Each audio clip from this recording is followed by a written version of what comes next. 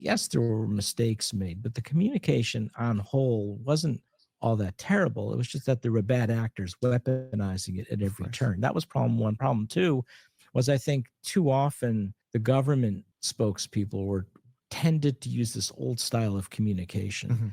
that said, and I was told this as well, you have to talk to the American people like they're in the fourth grade or Mhm. sixth grade, and not and dumb it down.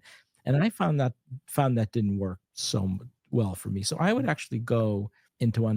So that is the quote. The idea that you need to speak to the American people like they're dumb.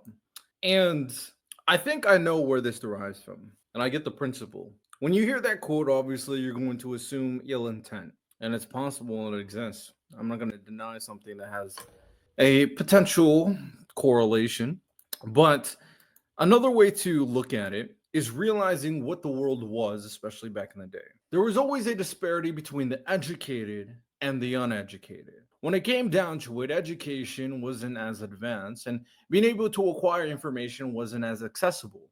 So there was people based off specific areas, if they had the proper funding and the proper resources, where you can become educated. And it'd be very difficult with someone that is lacking that perspective and that understanding for you to give them information on a grand scale to inform them as a voter that they'll understand what you're talking about. As time goes by, they are given more and more information. Matter of fact, we eventually reach a point where they start getting more news updates. We went from, okay, every few days you get an update, to now we got like radio, you get it a lot more frequently every day. Then we got TV, and you can go like, okay, every other hour. Now we have social media. Every second you can get an update for news. So you have to update how you're communicating with these people. It's a very kind of old way of thinking. Yes, these people don't know a lot when it comes to America. Hell, some people don't know what the three branches of government are.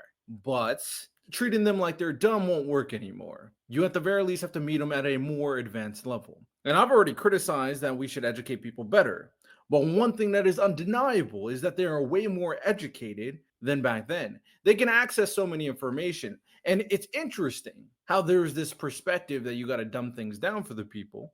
And I try to make things simple. I wouldn't even necessarily call it dumb down, but I try to reach them where they're at. Whereas, and this is where the right has really mastered the tool, they're able to co opt this understanding, the information, generalize it in a way they understand, and manipulate the people at a grand scale. Make sure to check out the full podcast episode with content like this on platforms like Apple Podcasts and Spotify.